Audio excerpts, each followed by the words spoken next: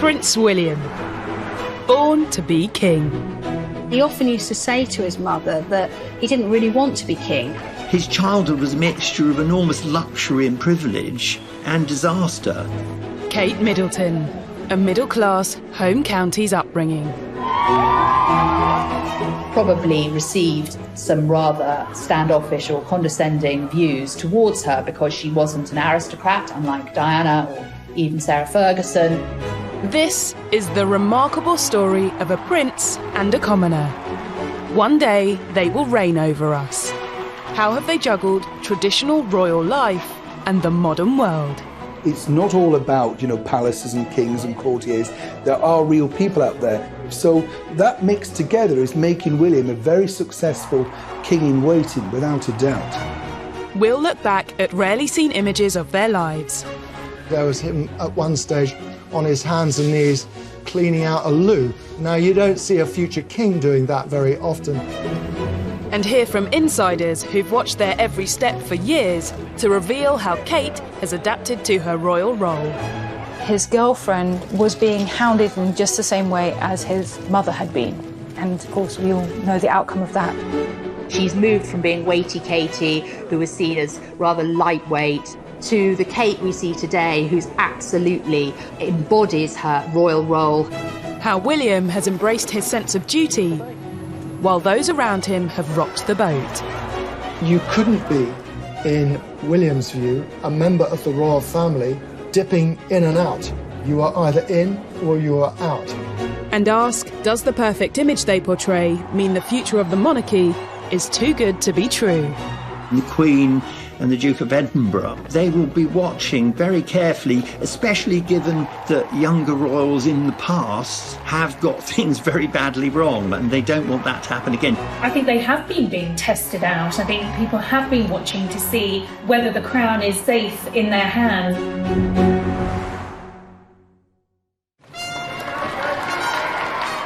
Prince William's destiny was determined from the moment he became the first child of Prince Charles and Princess Diana, second in line to the throne. Very early on, he would have had quite a potent sense of his destiny. He would have known that one day he was due to become king. And he often used to say to his mother that he didn't really want to be king. And his brother Harry would interject and say, well, I'll have the job then if you don't want it. And as a member of the royal family and the future king, William's upbringing was anything but ordinary. William's childhood would have been very much as an 18th century aristocrat's childhood would have been. Governesses, nannies, the absolute best of everything.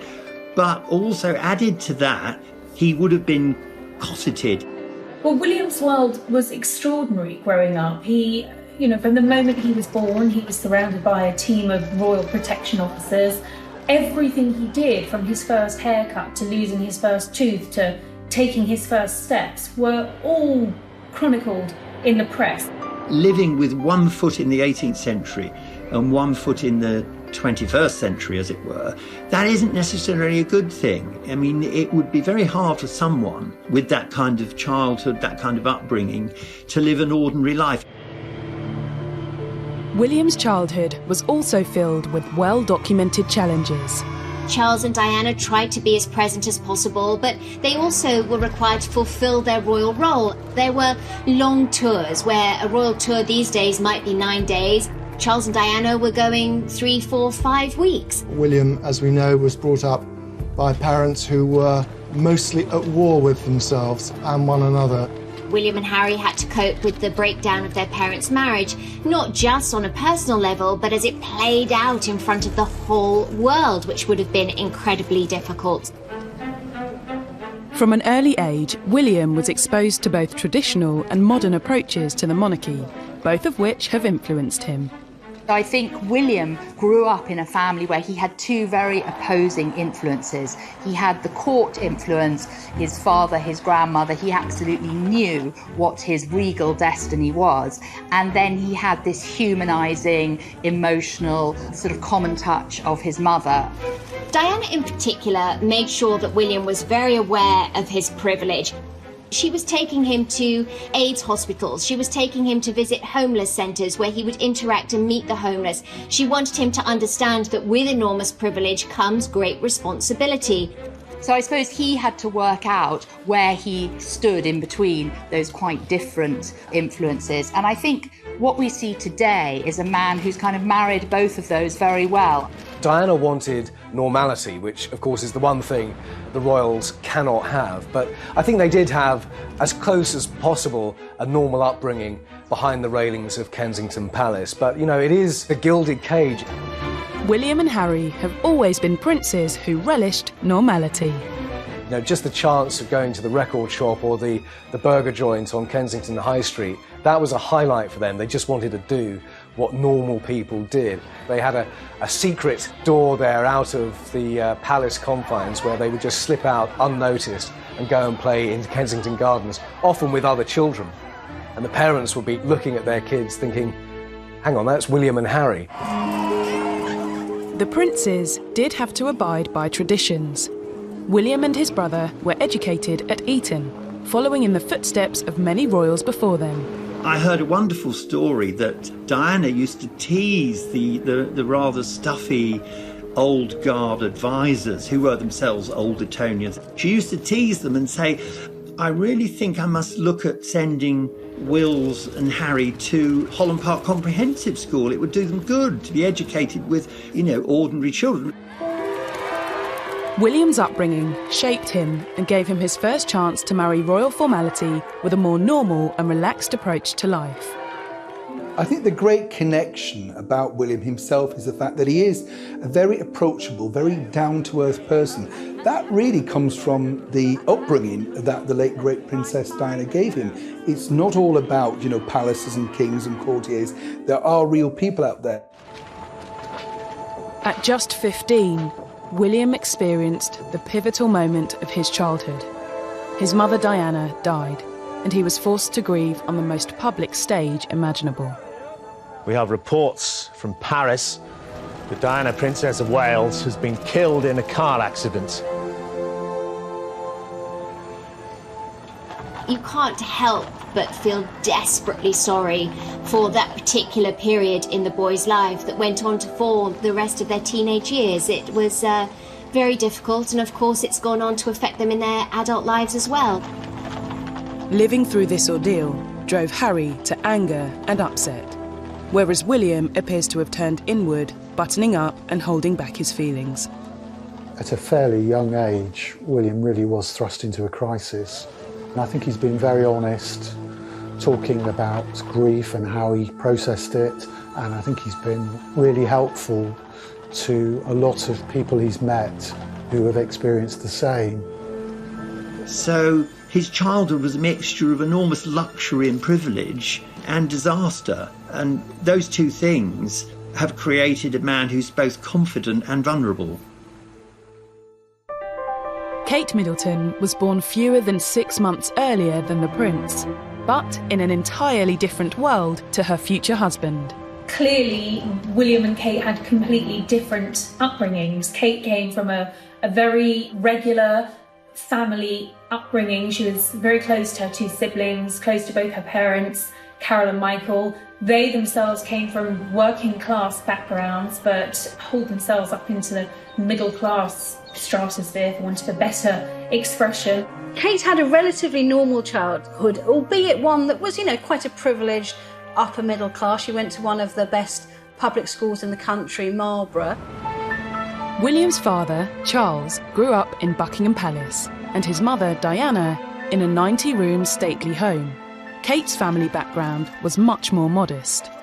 Kate's mother herself was brought up in a council flat on the edge of London, but it was a great credit, really, to Kate's mother, Carol, and her husband, Mike Middleton, who met when they both worked for British Airways and then established their own business.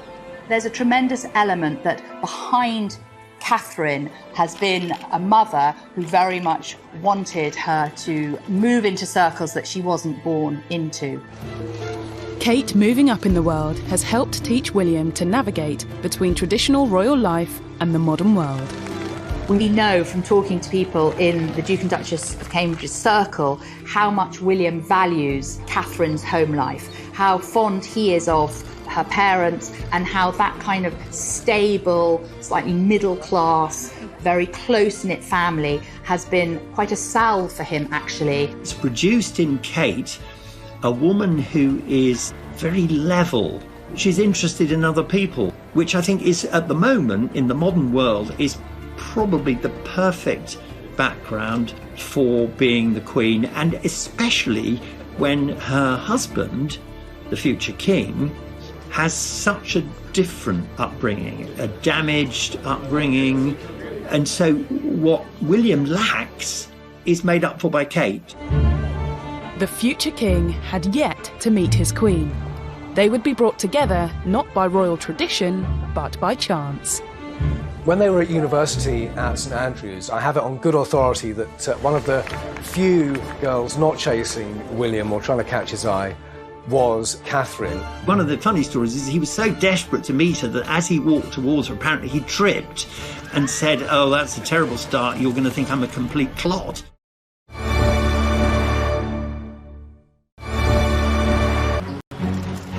As a young royal, much of Prince William's life has been determined for him. But he has made some bold choices that have nodded to the modern world while still being a traditional royal. Like taking a gap year, the first British heir to do so. I thought this was a bit more of a way of trying to help people out and meet a whole range of other different people from different countries. William was allowed the luxury of a gap year. His father, the Prince of Wales, was determined that he needed to be educational. He was not just going to be allowed to go and spend a year playing polo in Argentina. William's gap year really was a great mix of a number of different activities. He spent time in Belize doing his military training exercises with the Welsh Guards. He spent time on a dairy farm where he had to get up at 5 o'clock in the morning to milk the cows, all sort of very hands-on. Far too early. But he also spent time doing a Rally International program in Chile. Salto, jump. Salto de agua, water jump. His duties were really helping to teach some very poor kids in that part of the world. There was construction involved, there was cooking involved, there was a bit of education, and there was a bit of play.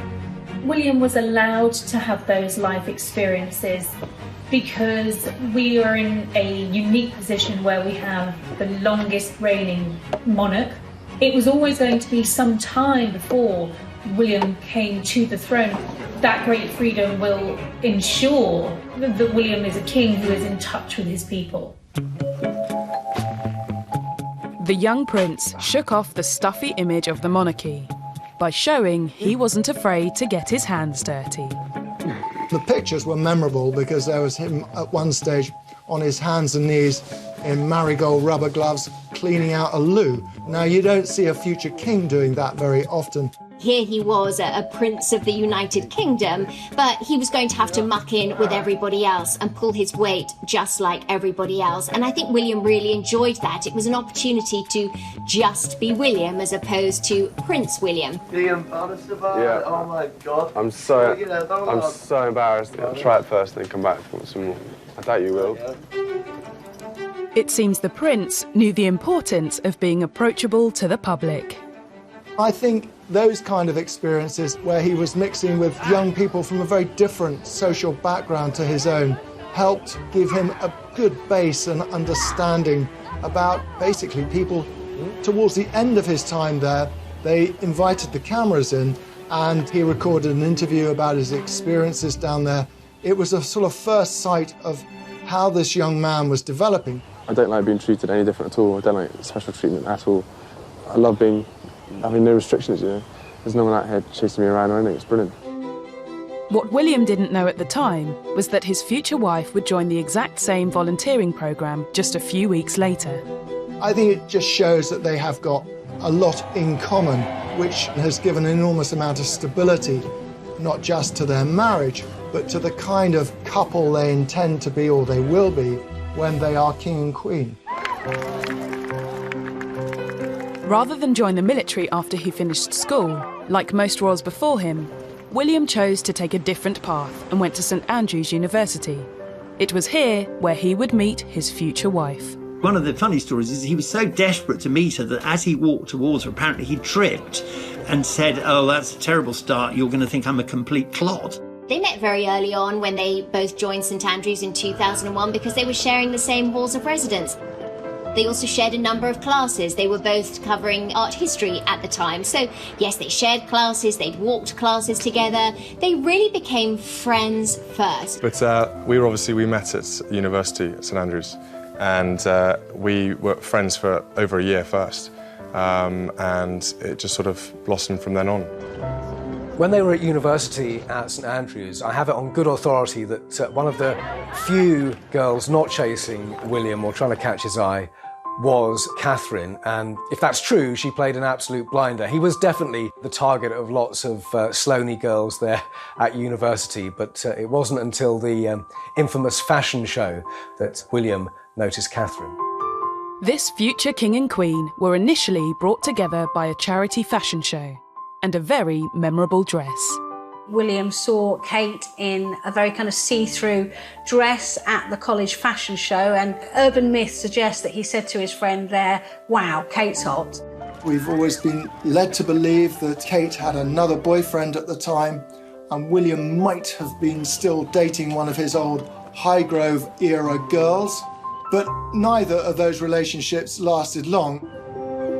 William and Kate grew closer when in their second year at St Andrews, they moved into a private house with two friends. It was in their second year that William and Kate's friendship, I suppose, really jumped to the next level. And that's where they were able to really get to know each other that much better. We just spent more time with each other and had a good giggle, had lots of fun, and realised we shared the same interests and just, had a really good time. She's got a really nice sense of humour, which kind of helps me because I've got a very dirty sense of humour. They've both joked about who cooked for who was the better cook. Actually, you did cook for me quite a bit at university, and it would always come with a bit of angst and a bit of anger if something had gone wrong, and I'd have to wander in and save something. Before William started university, an agreement had been made with the press so that he could get on with his studies without intrusion. The deal? We smile for the cameras now, then you leave us alone until the autumn. At that point, they were really out of control. We had paparazzi pictures, we'd had phone hacking and embarrassing headlines for Prince Charles and Camilla. It really was a mess. And I think what you actually saw was the very first time the royal household, if you like, taking control of the narrative, of the story. But William and Kate had to go to extra lengths to ensure their blossoming romance remained private. They would employ all the obvious tactics. They wouldn't hold hands walking down the street. They'd arrive to a party at different times. William was always very protective of the relationship because he knew once a light was shone on it, there was really no going back. He once said to me, you don't know the pressure. You meet a girl, you want to enjoy developing your relationship with them quietly in private, but the minute I start dating somebody, the world knows about it. Despite the media embargo, it wasn't long before the press got wind of the relationship.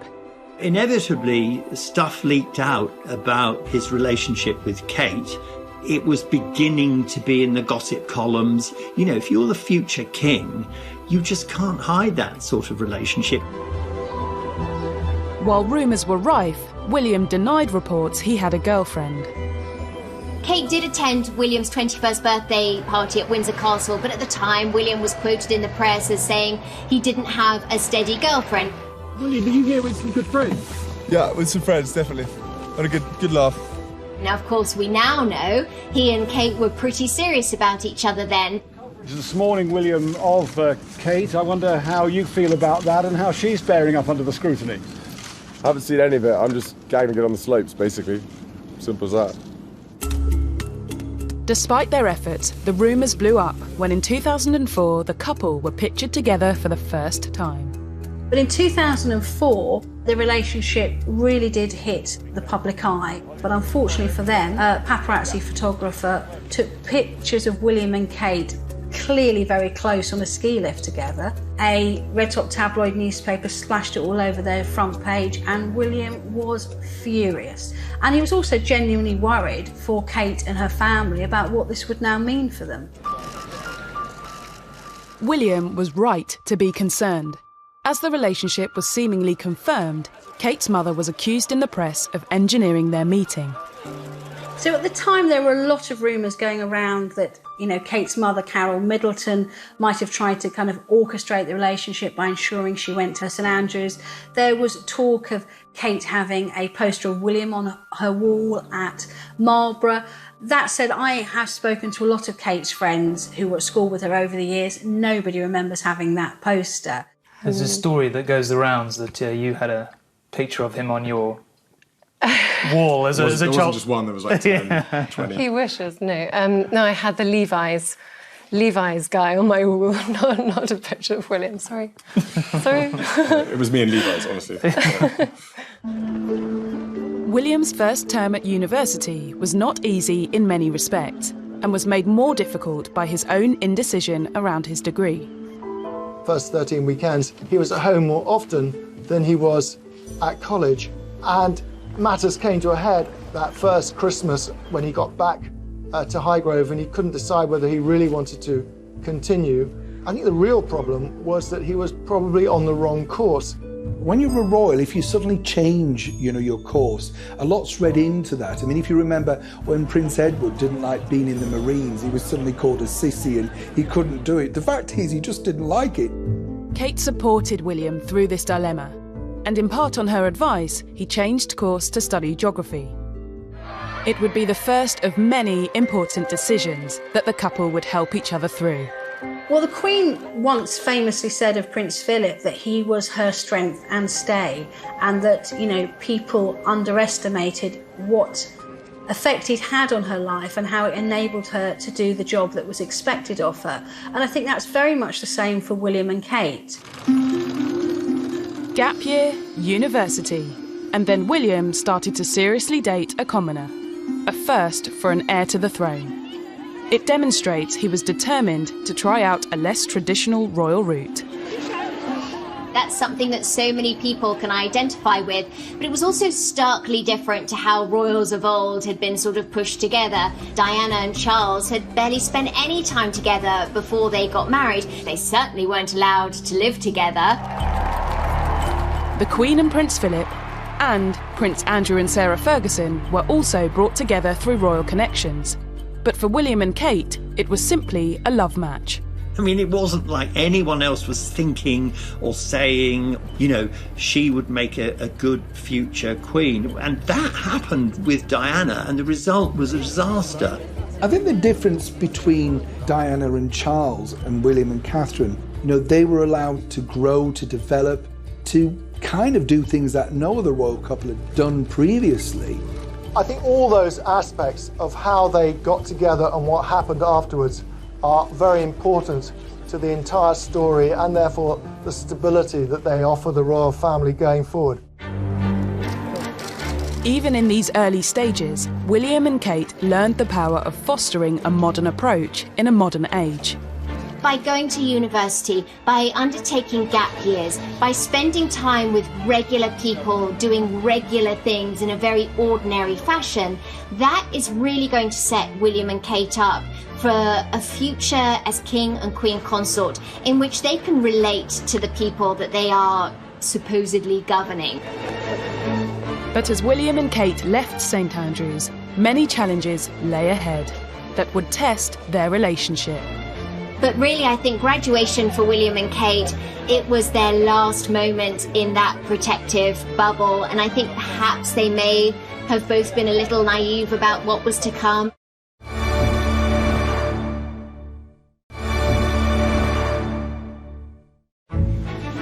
William Wales. In June 2005, William and Kate graduated from St Andrews University. That he is deeply grateful is not in doubt, and partly, of course, it's been about this woman. Catherine Middleton. It meant an end to the shelter and privacy that university life had offered their budding romance.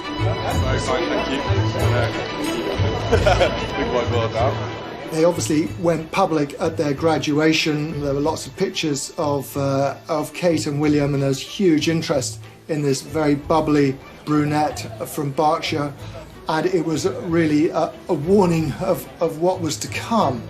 Graduation for William and Kate, it was their last moment in that protective bubble, and I think perhaps they may have both been a little naive about what was to come. I mean, William understood how the media works, but Kate would have had no idea what it meant to be on the receiving end of the tabloid press. After university, you know, the media pack were really on to Kate and wanting to get the pictures wherever she went. She was the #1 cover girl. After all, you know, she's a princess in waiting. Not just a princess in waiting, but potentially a queen in waiting. The press and public wanted to know who Kate Middleton really was. There was a lot of speculation that William might be ready to pop the question.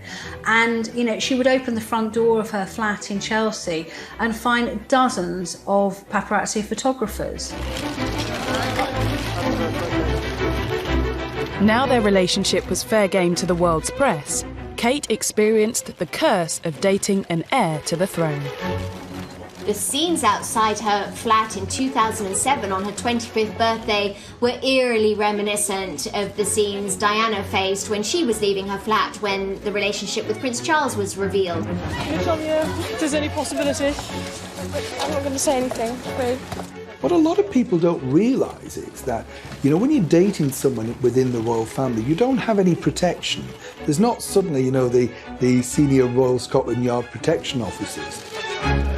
I remember she was photographed on a London bus going down the King's Road, and to me it's an historic photo. This is a photo of probably somebody who's going to be our queen in future, sitting downstairs on a London bus. Palace didn't like it. William started to worry that his girlfriend was being hounded in just the same way as his mother had been, and of course we all know the outcome of that. So he stepped in to issue a statement saying that he wanted Catherine, more than anything else, to be left alone. William's statement to the press didn't stop the criticism of Kate. Her suitability as a royal bride was questioned, and she was mocked for waiting around for a proposal.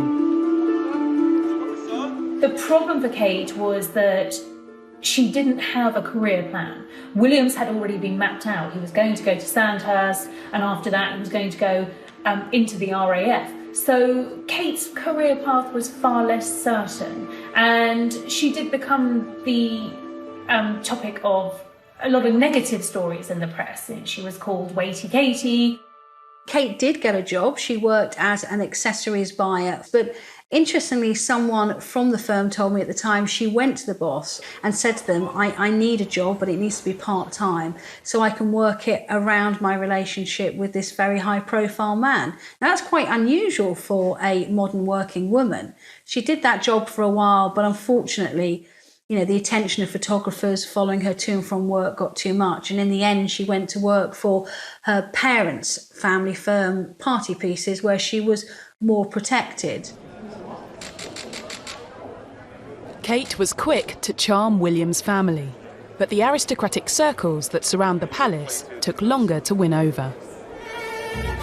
The aristocrats, the old Etonian advisors, they saw Kate's background, the fact that she worked for a company, for her parents' company, that the old-fashioned part of the palace didn't like it at all. Powerful people cannot help, in many cases, looking down on other people and wanting to preserve their little club. Kate was sort of pushed out because she was tainted by association with this family who, you know, sold party hats. What a disgrace.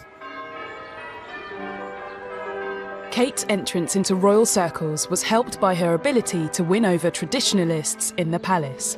She avoided breaking protocol and even changed her style of dress to look more like a royal bride-to-be. Her clothing almost began to reflect what people saw in her character, a kind of restraint, a kind of modesty almost. And I think that did come about because William and Kate were moving towards the point where they would announce their engagement. And I think it was Kate starting to behave in ways which would be seen as more appropriate for a future queen. At the same time, William did what was expected of him by following royal tradition and training at the prestigious Sandhurst Military Academy. Well, the bottom line is that the royal family is a military family, and it has been for hundreds of years, winning various battles to keep them on the throne. OK, Wills, once you occupy that building, just wait out in there. He will one day be king. He will one day be Commander-in-Chief of the military. So he really wanted to serve. He really feels that he'll only be able to look servicemen in the eye if he has served himself. Kate was highly supportive of William's military career, and when she attended his Sandhurst graduation ceremony with her parents, press speculation about an engagement went into overdrive. I specifically remember William's passing out parade. We hadn't expected Kate and her family to turn up, and myself and a number of photographers and journalists were all standing on a press stand together, and suddenly out the corner of our eye we saw Kate and her mother and father being ushered down to the front of the seating, and I remember turning to the person next to me and saying, "That's it, it's a done deal. This woman is going to be our future queen." Suddenly the engagement whispers were starting. There was intense pressure on William and Kate, and short of printing the tea towels, everyone had these two walking down the aisle imminently. Behind the public fairy tale, there were private issues in the relationship. Just months later, the couple shocked the world when they publicly separated in early 2007. The press was quick to blame the split on Kate's family. There was some rather cruel and unkind commentary about the inadequacy, if you like, of the Middleton family as sort of future royal in-laws. It was very snobbish. If anything, it possibly propelled William back into Kate's arms, because it was a fairly short break, and he soon realised what he was missing. When the couple reunited a few months later, some believed it was on Kate's terms.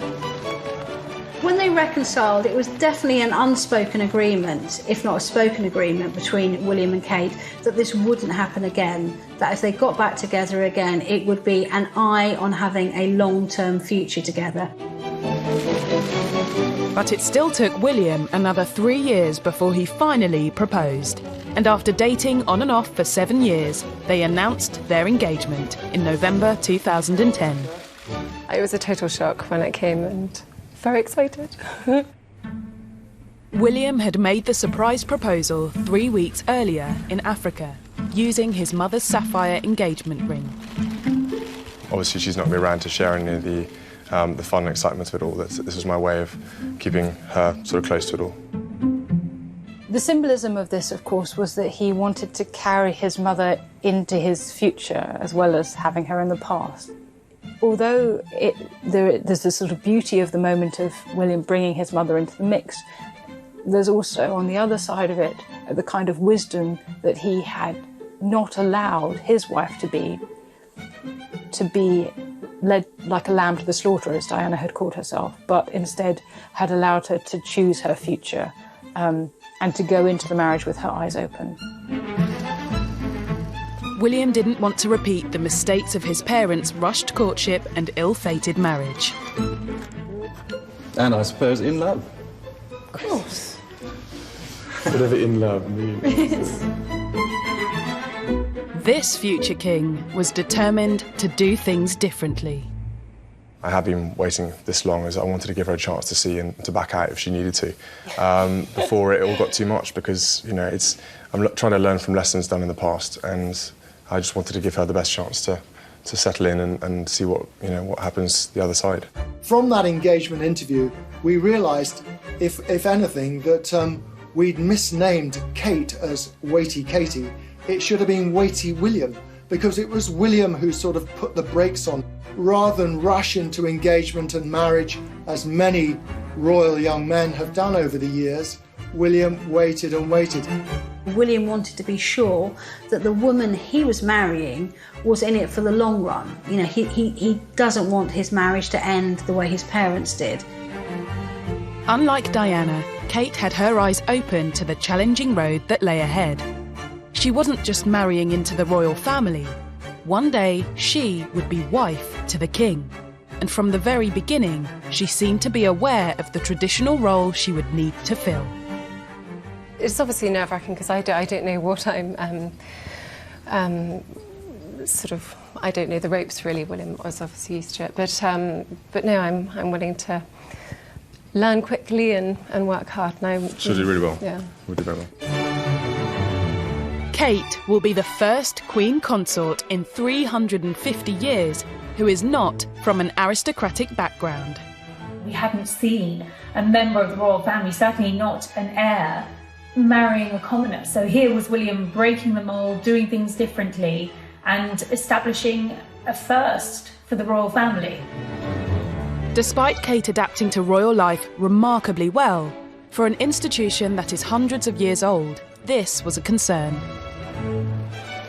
I'm quite convinced that in the early days, Kate probably received some rather standoffish or condescending views towards her because she wasn't an aristocrat, unlike Diana or even Sarah Ferguson, and that would have been frowned upon.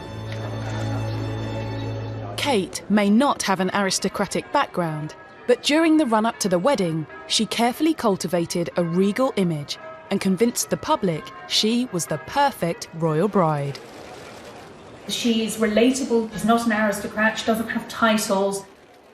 Through marrying a commoner, William has brought a common touch to the monarchy, which has been very, very valuable to the House of Windsor. William and Kate's wedding would be the biggest royal event of the decade. I think the key part of it was this is the man who will be king, and he represents a new generation. He's not tainted by the past. But will the future of the monarchy be safe in the hands of the new generation?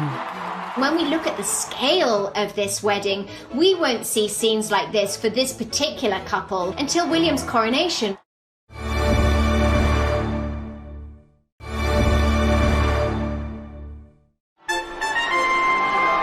On the 29th of April 2011, Prince William of Wales and Catherine Middleton were married at Westminster Abbey. Several billion people watching it across the world, 2,000 guests, almost 9,000 journalists there. So it really was a very big thing. But I think the key part of it was this is the man who will be king, and he represents a new generation. He's not tainted by the past. It showed that the royal family had learned the lessons of Diana and Fergie, and Catherine wasn't rushed into it. She was given every chance to back out. At one point they got to know each other before they got married, and you can't say that about quite a few royal weddings. We were starting to see a new approach to the royal family because of this combination of William bringing a royal and aristocratic background, Catherine being drawn from very ordinary British society, and their very ordinary meeting, meant that we could imagine the British royal family in a new way. The wedding was an opportunity for William and Kate to show the world what they will one day look like on the throne. When we look at the scale of this wedding, we won't see scenes like this for this particular couple until William's coronation. I think people could start to see that, following the Queen's incredible reign, is that the monarchy would really be in very safe hands. While it was a day steeped in tradition, it was also a chance for William and Kate to give a nod to the modern world. They were the first senior royal couple to have a maid of honour, a best man, and a spontaneous second kiss on the Buckingham Palace balcony. William and Kate treated us to 2 kisses, so make of that what you will. Maybe that's sort of pushing us into the future. Maybe we'll get more kissing when Prince George or Charlotte or Louis get married. The royal wedding day allowed William and Kate to carefully cultivate the image they wanted everyone to see. It wasn't so stage managed. It was very much more about love, romance, and what this couple wanted. And we lapped it up. The world lapped it up. Once William and Kate had married, it sort of sealed the future, as it were. William will become the king, Kate will become the queen consort. So it gives us a chance to look into the future, and when we look, we see something which is young and fairly modern, and something that makes people feel optimistic. The Queen conferred dukedom on William, and the couple became officially known as the Duke and Duchess of Cambridge. It was time to step up as working royals. Since their wedding, they've had to get more into focus, because let's not forget, Her Majesty the Queen is now over 90. She has bestowed certain charities on both of them, and he has to take a more of an active role. Well, they both do. I think he's made a good job of it. And it will be something, the more he does it, the better it will be when he finally becomes king. I mean, his whole life has led up to this. Kate has had to do it in, sort of 10 years?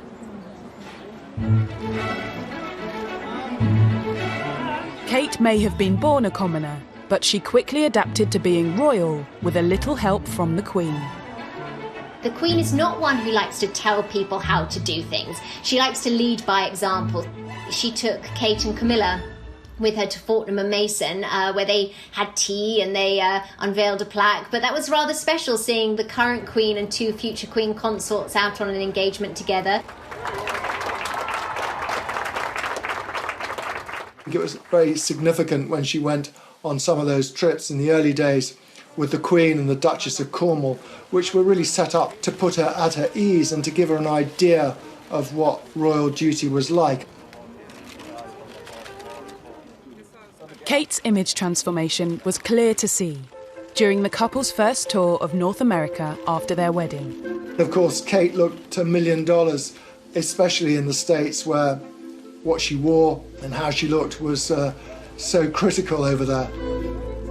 I think the other evolution of Kate is the fact that, you've seen her become more regal. She knows exactly how to connect. She's more comfortable giving speeches. Providing children and their families with a place of support, care and enhancement at a time of great need is simply life-changing. Kate now speaks in this wonderfully RP accent, which her parents don't have. Once you've burnt your boats and you've married the future king, you've got to learn these things. It's like, if you go to Italy and you want to live there on your own, you've got to learn to speak Italian. You've got to. And I think it's the same thing. So Kate's very good, as it were, learning to speak Italian. Kate has absolutely managed to change the narrative about her and the press about her, brilliantly so. She's moved from being weighty Katie, who was seen as rather lightweight, doing nothing with her life, waiting for her prince to propose, to the Kate we see today, who's absolutely embodies her royal role. Kate wasn't born with a royal platform like William, but now she has one, she is making the most of it. The Duchess has made the role her own by choosing the causes she wants to support, like mental health. Fear or reticence, or a sense of not wanting to burden another, means that people suffer in silence. What we're really seeing is just a sort of blossoming of who she really is. She may not have been born to this role. She may not have been born to be queen, but she's a hell of a classy lady. And class doesn't come from one's social status. It comes from one's upbringing and it comes from one's character. And she has that in spades. During the early years of their marriage, the couple juggled their new royal roles with a seemingly normal modern life. They stopped short of becoming full-time working royals and maintained some privacy living in Anglesey, where William worked as an RAF search and rescue pilot. In terms of William being ready to take on the throne, I think it was quite interesting that he was allowed, with the Queen's blessing, some time out of the spotlight after the royal wedding. William was allowed to continue his career in the RAF and they continued living in Anglesey. William was desperate to stay in the military and, of course, he trained to be a helicopter pilot, but in the end he wasn't allowed anywhere near the front line. The ultimate boss said no because he is second in line to the throne. Guys, you are clear in for the chocks, please. We don't need a marshalling, thank you. OK, thanks. He retrained as a search and rescue pilot on Anglesey. He helped to save many, many lives flying that yellow Sea King helicopter around the British Isles. So that gave him a meaningful role, and that means an awful lot to him. He did have those early years of married life, out of the spotlight, able to pursue his career, and knowing that in the not too distant future, his life and Catherine's life would be a life of royal duty for the rest of their lives.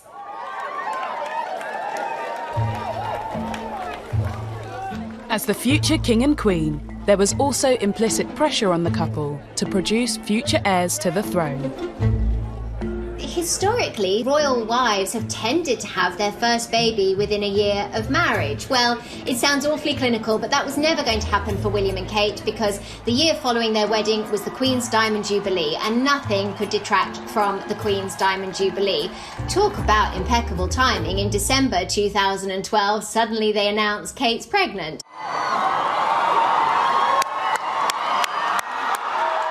Seven months later, in July 2013, the couple welcomed their first child, Prince George. And the new mother and father duly pleased the traditionalists around the world and posed for the cameras just hours after the birth. William and Kate came and stood on the doorsteps of that famous Lindo wing at St Mary's Hospital in Paddington, where he had been cradled as an infant by his mother and Prince Harry too. And I think the world was very happy. I think you could see the relief on the Queen's face the first time she was photographed with Prince George and with William and Kate afterwards. The focus of the royal family changed from this is being about the Queen and her children to being the future of the royal family. While Prince George's birth may have been in keeping with tradition, it was a milestone in modernising the royal family. Before he was born, the law of succession to the throne was updated for the 21st century. It was exciting to see the changes in the laws of succession that determined that if William and Kate welcomed a girl first, that girl would retain her place in the line of succession versus being stepped over by a younger born brother. That was all very exciting. Of course, those changes became inconsequential temporarily because a boy was born first. But Charlotte maintains her place in the line of succession even with the birth of a younger born brother. So that's an exciting thing to have come about in light of William and Kate expanding their families. Princess Charlotte was born in 2015 and Prince Louis followed in 2018. And while other royals have caused upset by treating childbirth as a private affair, Kate has continued to smile for the cameras. William and Kate's growing brood gave a boost to the royal family's popularity. But with a string of royal scandals to follow, how have William and Kate weathered the storm and kept the monarchy on course? No one knows more than Harry what kind of life William has got in front of him. And William had every expectation and reason to think that Harry was going to be there supporting him when the time came. And now it looks like he won't be. I know William watched this interview with a mixture of shock and horror. Harry was kind of publicly airing their dirty linen, and I know he debated long and hard about what to do.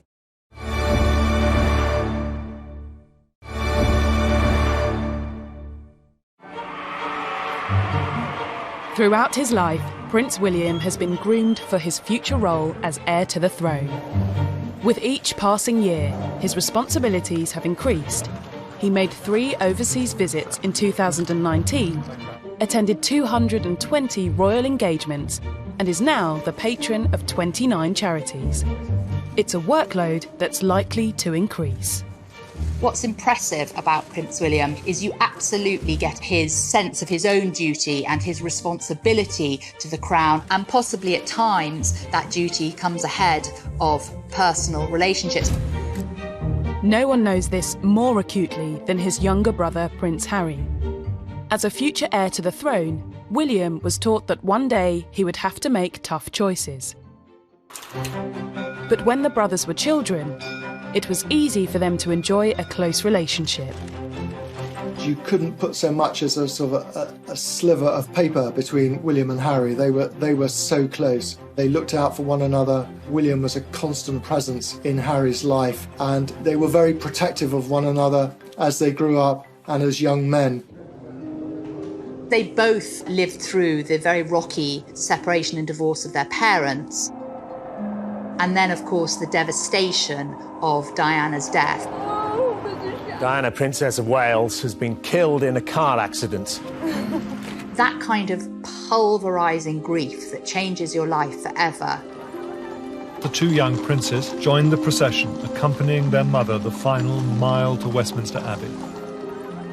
And then the whole world watches them walking in the cortege behind their mother's coffin. I mean, nobody who saw that will ever forget it.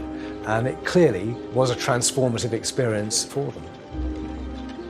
William supported Harry during his efforts to seek counselling after their mother's death. Their close and supportive relationship was maintained as they grew into young men when they pursued similar careers in military service. The brothers actually lived together when they were both training to be pilots at RAF Shawbury, and I actually got the chance to interview both of them together. And it was really wonderful to see. There was a real camaraderie between them. He did all the washing up. He does do a bit of the washing up, then he leaves most of it in the sink, and then it comes back in the morning and I have to wash it up. Oh, the lies. And even when William was dating Kate Middleton, Harry was always part of the gang, if you like. And briefly, of course, when Meghan came along, we had the Fab Four. That's what they were dubbed.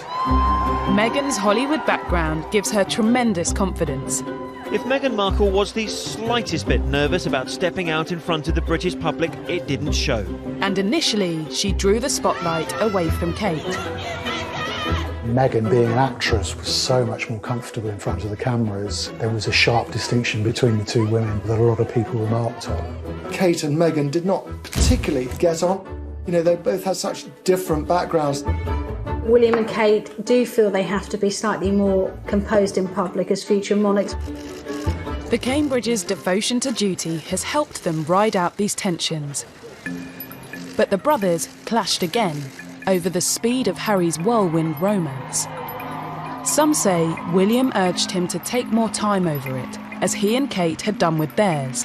But this was hard for Harry to hear.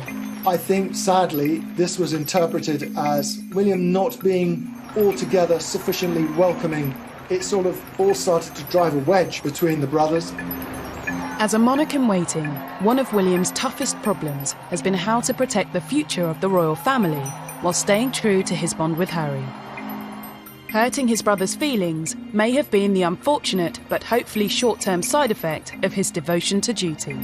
Actually, William was shown to be right, that marrying into the royal family, yes, it seems like it's a fairy tale with carriages and the gilded life, but actually it's quite a punishing routine in many ways. In October 2019, Prince Harry brought his private differences with Prince William into the public domain during a TV documentary.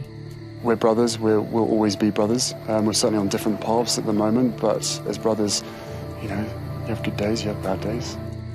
I know William watched this interview with a mixture of shock and horror. Harry was kind of publicly airing their dirty linen, and I know he debated long and hard about what to do. No one knows more than Harry what kind of life William has got in front of him. And William had every expectation and reason to think that Harry was going to be there supporting him when the time came. And now it looks like he won't be. William values duty and responsibility over all else. And though both princes have shared the same tragedies and both their wives have suffered negative press, the Cambridges haven't run away from their royal duties. I don't believe for a minute that the press have been any more difficult towards either couple, really. The Sussexes, I think, have seen rogue elements that really weren't there, like their accusation of racism towards Meghan. The difference between the two brothers and their wives is one has behaved stoically and earned phenomenal respect, whereas the Sussexes have gone down in our estimation and we have far less patience with their me antics. In January 2020, the royal family were forced to deal with Harry and Meghan's plan to divide their time between the UK and America. The so-called Sandringham Summit was a big moment for William to prove he puts duty to the monarchy ahead of loyalty to his brother. The Queen wants a swift agreement to end this crisis before it causes more damage. Apparently Meghan was going to be on speakerphone. Well, the Queen put paid to that, and so Harry had to face the music alone. They very much thought they could have a kind of half-in, half-out status by which they, did some royal duties but were able to live abroad and pursue lucrative commercial careers. William, with his developing awareness of the Constitution, knew Harry and Meghan's plan would never work. You couldn't be, in William's view, a member of the royal family dipping in and out. You are either in or you are out. And so the decision was made, OK, if you want to go, we're desperately sad about that, but you are out. And you will not be using HRH, and you will not be using Sussex Royal Instagram. I'm not sure William had much choice in the matter. He is going to be king, even if it means the expense of his familial relationships. Megxit could mean the Cambridges have to take on extra duties, but claims by Anna Pasternak in a controversial Tatler article that Kate is furious about any extra workload have seen denials and reports of threatened legal action against the magazine. They wanted, as I understand it, to be much more hands-on parents, and suddenly they have this massive workload which they weren't anticipating. Tatler say they stand by Anna's reporting. But Kensington Palace also denied the claim that Kate disliked Meghan's wedding plan for her bridal party not to wear stockings, as it would be a breach of protocol, and the Cambridges honour royal conventions. We've really seen them take on a very traditional royal role. William and Kate have really embraced that. Megxit wasn't the only crisis that's engulfed the royal family that William and Kate have had to deal with. In November 2019, Prince Andrew was forced to retire from public life. Senior royals, including Prince William, were said to be horrified by the comments he made in a TV interview, trying to defend his friendship with a convicted paedophile, Jeffrey Epstein. But you were staying at the house of a convicted sex offender. It was a convenient place to stay. Pretty much everyone told Andrew it was a great mistake to give an interview to explain a relationship with Jeffrey Epstein. You can't control it. And Andrew, he's no genius. So he said some very silly things in the interview, and they would have horrified William. And we understand that it was William who was very much of the view that Prince Andrew could not continue to have a public role. I think that was very significant, not only that we were being leaked that information, but that William was involved at the very highest level. It's really the first time we've seen that. Removing Prince Andrew and the Sussexes from royal life will make life complicated for the Windsors, and especially William and Kate. They've already been set forward by Prince Charles's long-term plans to reduce the number of working royals. Well, Prince Charles feels that moving forwards, the public appetite for lots of aunts and uncles and cousins doing royal duties isn't there. There are many distant royals who live in grace and favour apartments and are effectively subsidised by the taxpayer and do very little for that money. Depending on the Queen's ability to continue working in her mid-90s, the plan could leave a public-facing monarchy of just 4. The Duke and Duchess of Cornwall and the Duke and Duchess of Cambridge. How do 4 people oversee the Commonwealth? How do 4 people do all the ceremonial occasions, all the official engagements, oversee all the charities that they do? William has a great sense that he has inherited something which is important and he needs to step up to the mark, even if it becomes his whole life. Megxit and Prince Andrew's departure have shown how Prince William places duty over close family relationships. But the coronavirus pandemic of 2020 would pitch the Cambridges into their greatest challenge yet. Something as terrible as this awful pandemic has actually given William and Kate a chance to shine in a very modern way.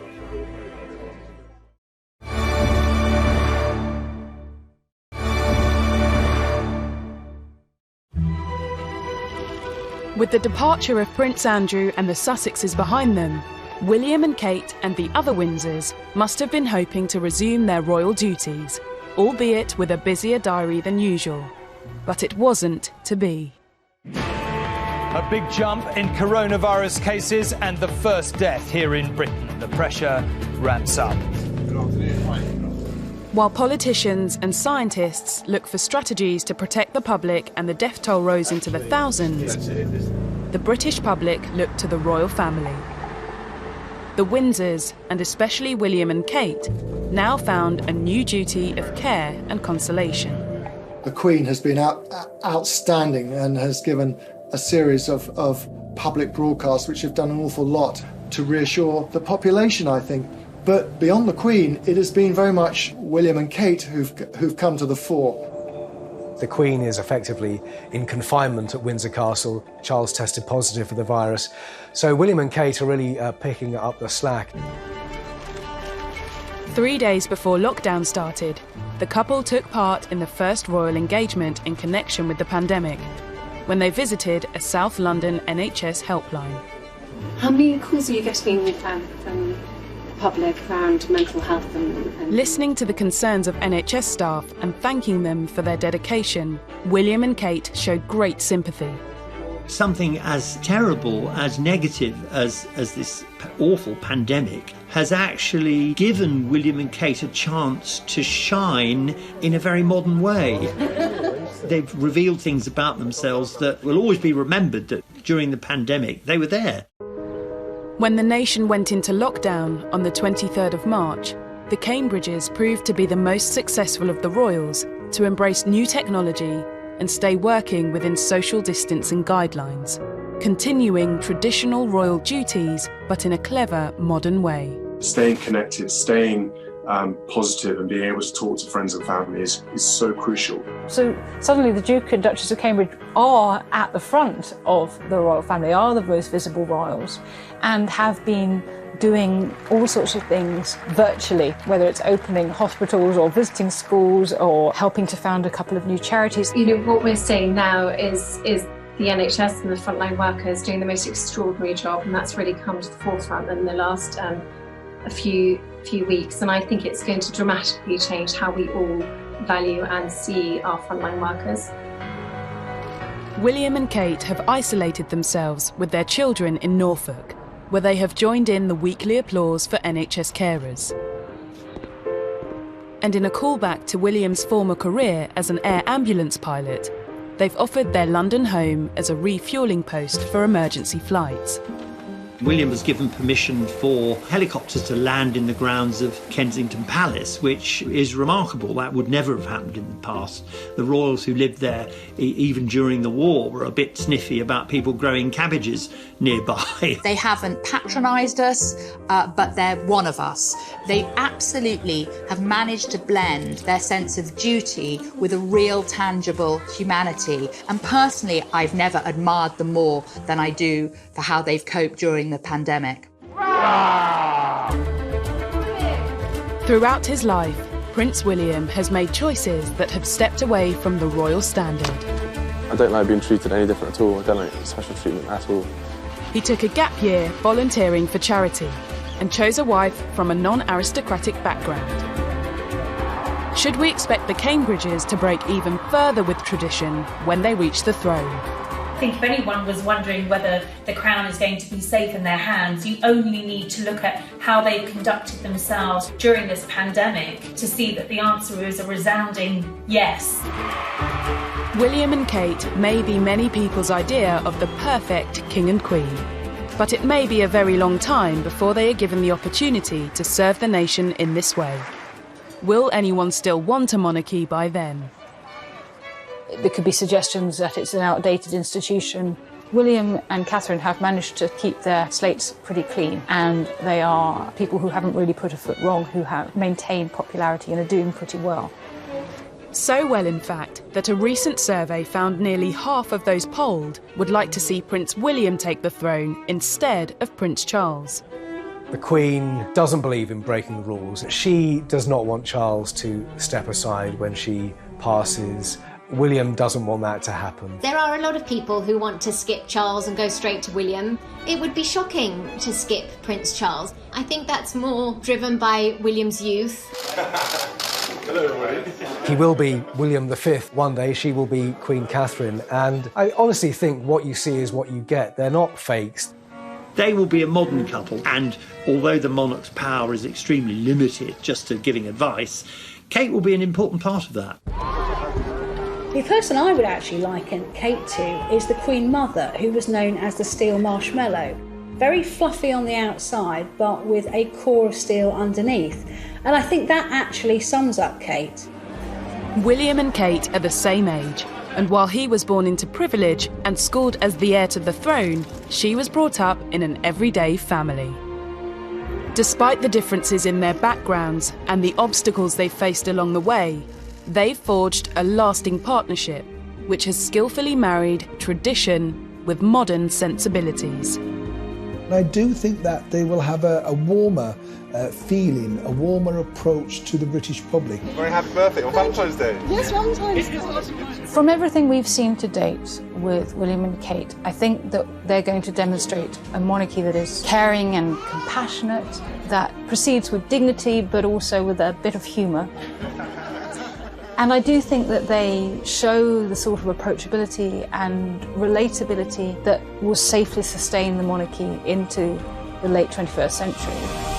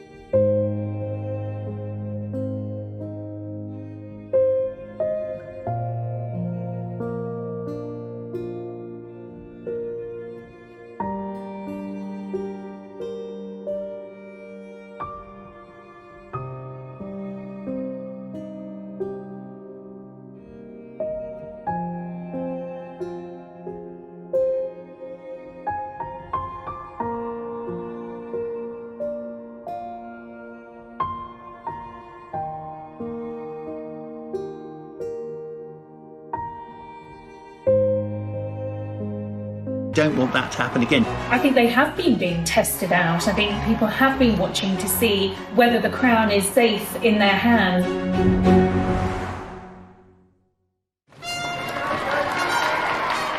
Prince William's destiny was determined from the moment he became the first child of Prince Charles and Princess Diana, second in line to the throne.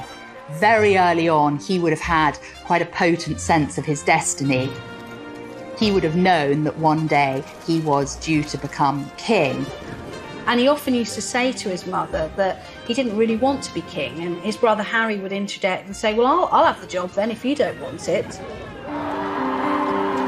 And as a member of the royal family and the future king, William's upbringing was anything but ordinary. William's childhood would have been very much as an 18th century aristocrat's childhood would have been. Governesses, nannies, the absolute best of everything. But also added to that, he would have been cosseted.